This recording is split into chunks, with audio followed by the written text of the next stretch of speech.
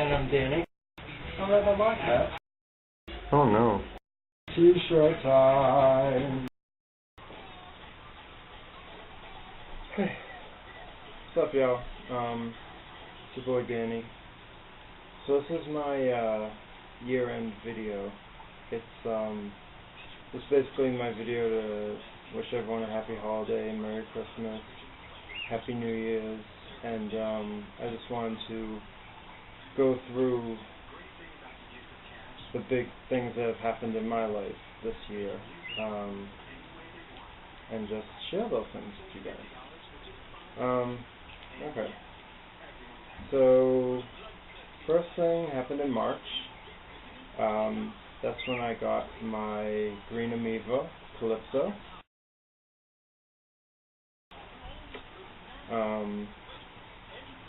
I've been looking for him for quite a while, and no stores had them. A lot of stores never even heard of them. But then I finally found a store that had them, and they put in a special order for me. And it took, there were some delays. She was supposed to arrive 1 week and didn't, so then I had to wait for another week and yada yada. But then I finally got him, to him. They said it's a girl, but I don't think so. I think it's a boy. And he's doing great. He's gorgeous. And he's doing really good. He's doing great. He has a great personality for his species. Usually they're kind of skittish, but he's cool. He doesn't freak out. He has a great appetite. And like all amoebas, he's excellent at catching his crickets and all that good stuff. So before I got him, I had set up his habitat, which is, for those of you who have seen it, it's pretty damn cool.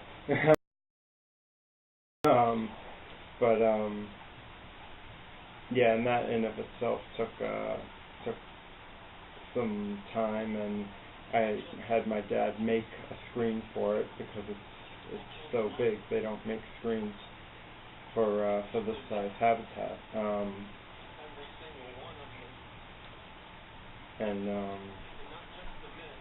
Yeah, and I had to replace one of the sides, but it's kind of a long story. But yeah, I got him, and that was, I was really happy to finally have him, and he's doing great, so that's good. And so then the next thing happened in April. In April, a person surrendered 2 cockatiels to my job. I'll actually show them to you right now. These 2 guys. This is Angel, and that's Destiny. Yeah. So,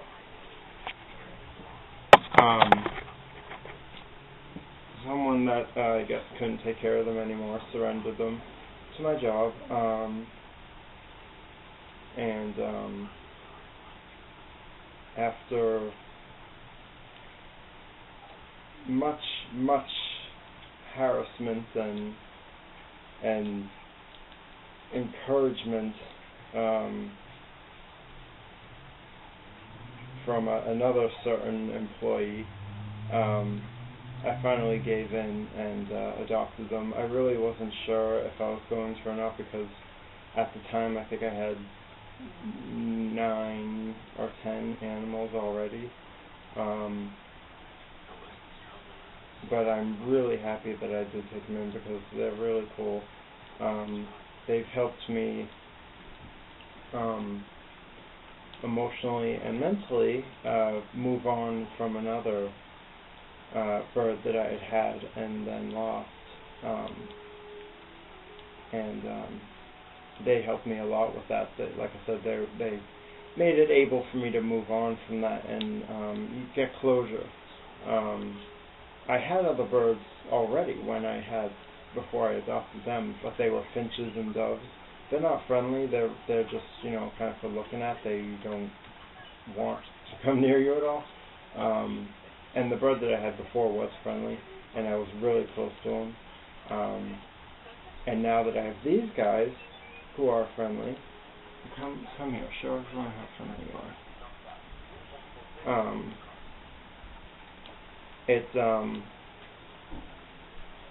It's really nice to have that company again, as she just leaves.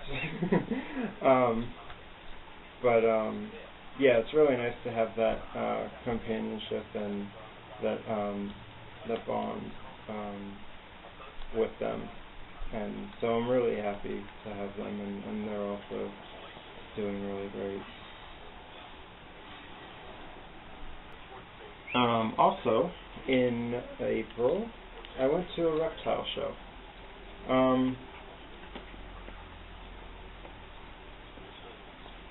There's a reptile show in New Hampshire, and I'd gone there twice before? Or once? Once before. I went there last April because I was looking for, I went there last April just to check it out, and I saw this crab there, which they called a Halloween crab, and thank you for joining us, Destiny. And beautiful, just the most beautiful crab I've ever seen, and it was just really cool. But at the time, I wasn't expecting to see it, and so I didn't have a habitat set up or anything, so I couldn't get him then, and also I didn't really know how to take care of him either. So when I got back from the reptile show, I researched it and researched how to take care of him.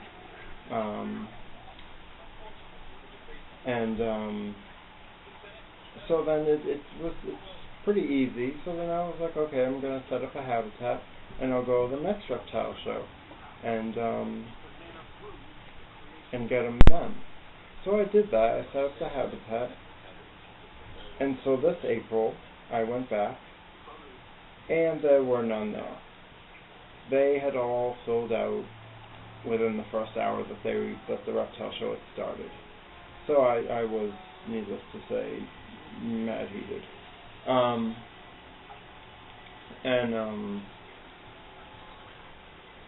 So it'd been a year that I waited to go and get him, and he wasn't there. So I was like, okay, I'm going to go to the next one.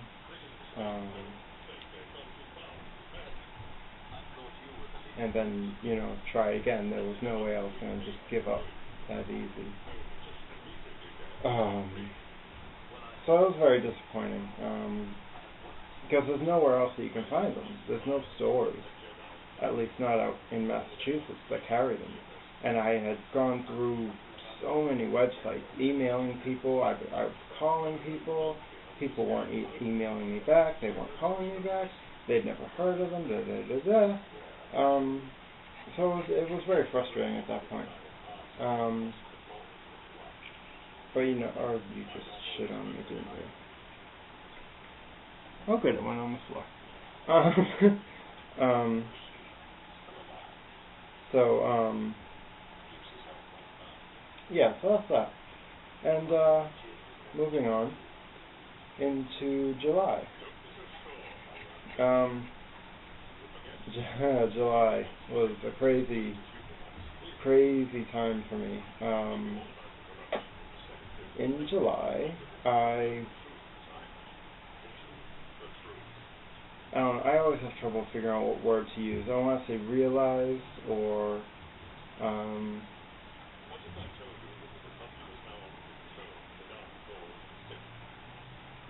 sure, realize will do. Realize that I'm gay.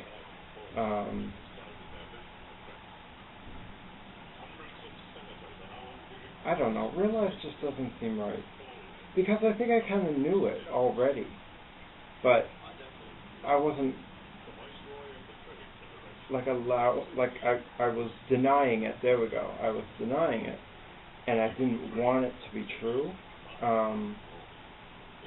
because the thing about me, I'm very unique.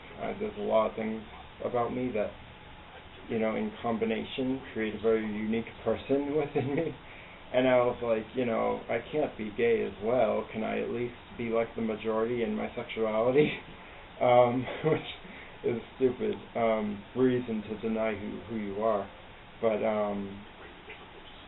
yeah, it just finally got to the point where I was like, okay, you know what? You face it, you're gay. And it was rough at first, just because, it's a lot to deal with mentally and emotionally. And up until that point, I was happily single. I'd had no desire to be with anyone, and I think that's because I didn't know what I wanted. And now that I knew what I wanted it. So now I have this desire to be with someone, and that's all new for me. I'd never been in a relationship before, so going through the whole looking for people thing and all that stuff, and I'm so lucky where I work, because everyone at my job has been great. And I'm really fortunate to have such great coworkers, because they've been really cool about it. My mom was really cool about it. I'm not planning on telling my dad, because I fear he'll disown me.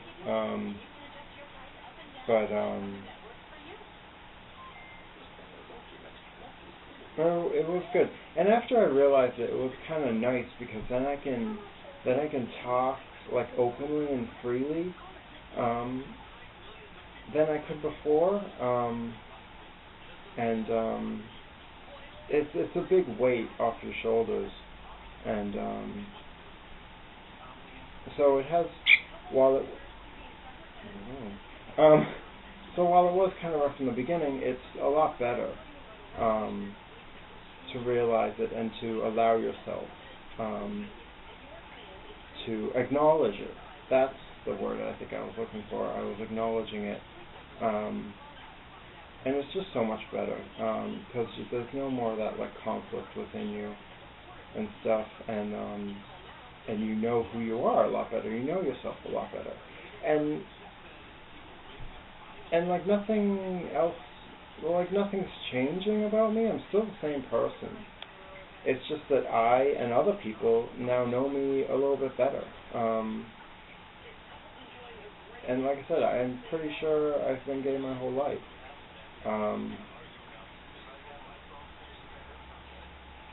Yeah. So I'm the same person. Nothing's changing about me. It's not like, all of a sudden I'm acting different and all this stuff. I'm not. It's just like I said, I know myself better, and now other people know something else about me.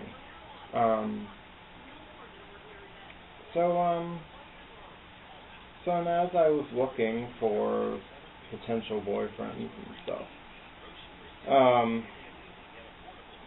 in August, I met a guy named Trey. And so we were talking online.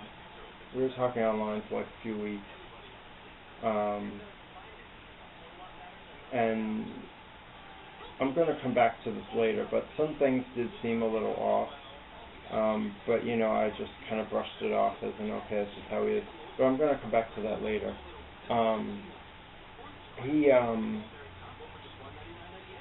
So yeah, we were talking for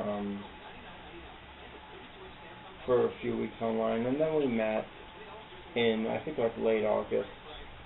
We met in person, and the next day, the next day, I really wanted to see him. I just had this thing, like, I gotta see him again. And it's really weird. And I was up really early that morning, which was weird. I don't get up early. And he was online. I was on the computer, so I was just killing time, because I was up so early. And he was like, yeah, I want to come over and see you too. And so I was like, okay. And so he came over, and we were watching the TV and stuff, and eventually that's when I had my first kiss, and it was good, seems good,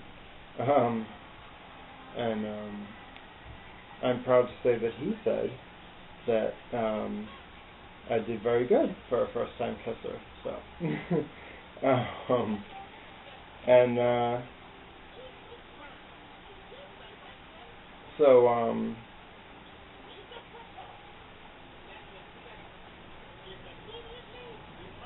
yeah, so from then on, I think the next slightly inappropriate destiny, like the next week or so, we like made it official that we were together, and so after moi drama, he had moved out to Maine, and so he was out there, and he would call me every day, and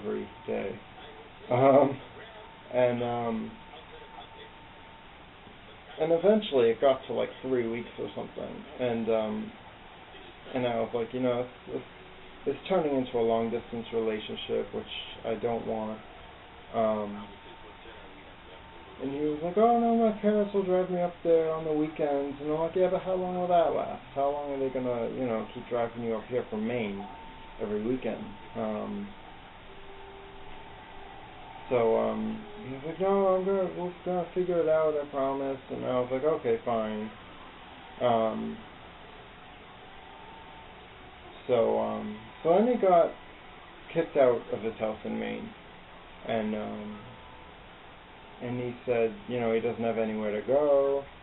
So I was like, okay, come stay here for the weekend until you find somewhere to stay, because he said he was going to go stay with his mom out here. So then he was out here, and he was staying with me, and he went to go see what was going on with his mom, and he said that she was in a coma. So, and that she couldn't, that he couldn't get into her house because she had the keys, and the doctors or whatever wouldn't let him take the keys to, or whatever, I don't know. And then like a few days later, he came and said that the reason why she was in a coma was because her house was raided by the police, and she got tasered, and as she fell down, she hit her head.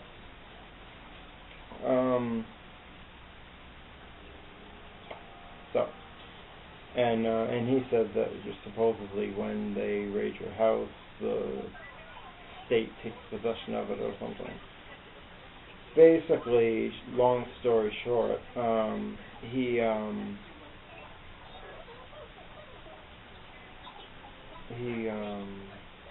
didn't have anyone else to stay with out here. He had an excuse for every person that was out here. He had some excuse for some reason that he couldn't stay with them. So he ended up staying with me for August, September, October. So for about for about a month, 2 months, yeah, a month or two. So now let's cut away from that and move on to